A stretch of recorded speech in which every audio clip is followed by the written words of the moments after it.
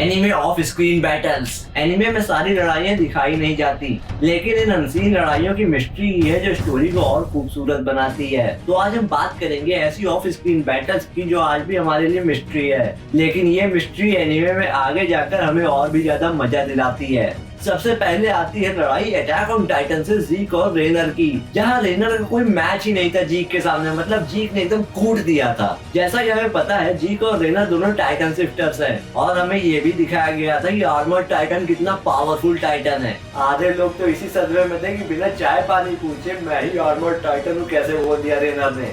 उसके बाद हमें ये सदमा भी दे दिया जाता है कि आर्मर टाइटन टूटा फूटा जमीन पे पड़ा हुआ और बीस्ट टाइटन उसके सामने खड़ा और उसके कंधे में बैठा हुआ है हमारा जीक। ये ब्यूटीफुल सीन इनफ थी हमें एक विलन सेटअप करने के लिए, और वो कितना ज्यादा पावरफुल है ये दिखाने के लिए। क्या मतलब लीवाई ने उसका स्प्रिंग रोल बना दिया था। खैर आगे बारी आती है डीमन स्लेयर से इस जेनित्सु के कर्म कांड की, जिसे हमें छुपा कर रखे गए थे।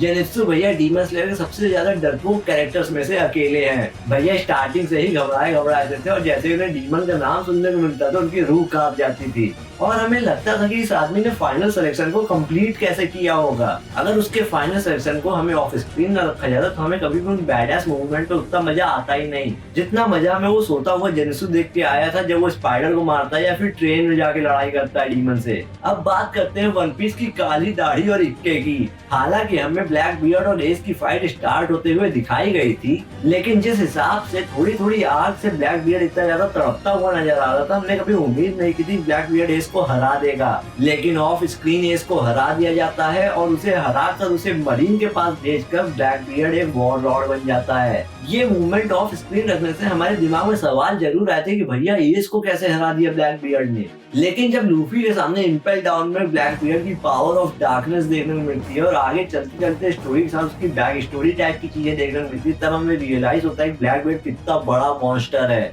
अगर ये सब हमें पहले ही एस की फाइट में दिखा दिया जाता तो हम कभी भी इतने ज्यादा सस्पेंस में रह ही ना पाते और हमें मजा ही ना आता।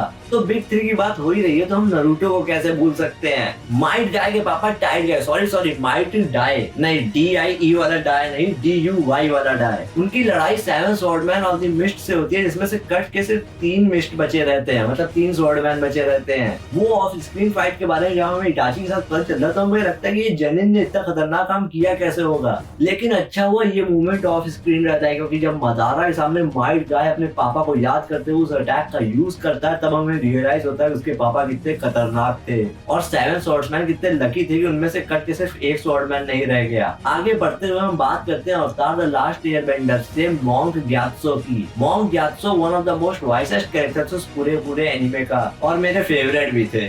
सारे फेवरेट मर जाते हैं। इस ऑफ स्क्रीन मूवमेंट को मैं ये तो नहीं कह सकता कि इसे ना रख के उन्होंने स्टोरी बहुत ब्यूटीफुल कर दिया है, लेकिन अगर उसे रखते तो बहुत ज्यादा मजा आता, नहीं रखे तो भी बहुत ज्यादा मजा आया था। मॉन्क ग्यात्सो ने जिस तरीके से पूरे फायर वेंडर्स जिन्होंने उन्हें घेरा हुआ था सबको मार दिया था, और खुद के स्केलेटन के साथ सबकी लाशें पड़ी हुई थी, उसमें मजा डबल हो गया था। लेकिन हाँ, अगर ये दिखाया जाता तो स्टोरी का बजट बहुत ज्यादा हाई हो जाता, और उसके बाद आगे इन्हें कॉम्प्रोमाइज करना पड़ता। Monk Gyatso versus fire vendor की जब फाइट होती है तो हमें रियलाइज होता है कि ये ऑफ स्क्रीन फाइट कितनी ज्यादा खतरनाक हो सकती थी। फायर बेंडर मॉन्क ग्यात्सो चारों तरफ से घेर चुके रहते हैं, लेकिन मॉन्क ग्यात्सो अकेले सबको मार देते हैं जितने उसे घेरे रहते हैं। हालांकि लास्ट में स्केलेटन बन जाते हैं, लेकिन सारे के सारे फायर बेंडर वहां पे मरे पड़े रहते हैं। I mean, क्या बैडएस मूवमेंट होता है कि सारे के सारे फायर बेंडर पड़े हुए हो, मॉन्क ग्यात्सो अकेले लड़ रहे हैं सबसे। भाई मजा आ जाता है एकदम। और फाइनली हम बात करते हैं आखिरी बैटल की, जो कि माय हीरो अकेडमिया से all might versus all for one की है। एनिमे यूनिवर्स के 2 स्ट्रॉन्गेस्ट कैरेक्टर की बैटल कितनी हाइपर होती है हम सब जानते हैं, और ऑल माइट के फैन के लिए ये बातें 2 गुनी हो जाती है जब उसे ऑल फॉर वन से जोड़ा जाता है। ऐसे तो ऑल माइट अपनी सारी बैटल को जोक की तरह लेता है और आराम से जीतता चला जाता है, लेकिन ऑल फॉर वन उसके लिए सबसे बेस्ट और सबसे टफेस्ट विलेन है। ऑल फॉर वन से पुरानी बैटल में हमें बताया जाता है कि वो बहुत ज्यादा इंजर्ड हो चुका रहता है, लेकिन वो अपने इंजरी के बाद भी लड़ता रहता है, और लड़ते लड़ते वो ऑल फॉर वन को हरा देता है। ये मूवमेंट भले ही ऑफ स्क्रीन रखा गया, लेकिन हमें ये देखने में बहुत मजा आता अगर हमें दिखाया जाता, और ये फाइट उनके स्टोरी को और उनके डेस्टिनी को सेव देती है, इसलिए ये फाइट और भी ज्यादा खूबसूरत है। तो आज की वीडियो के लिए बस इतना ही। अगर आपको वीडियो अच्छी लगे तो वीडियो को लाइक करें, चैनल को सब्सक्राइब करें। मिलते हैं अगली वीडियो में, तब तक के लिए बाय बाय।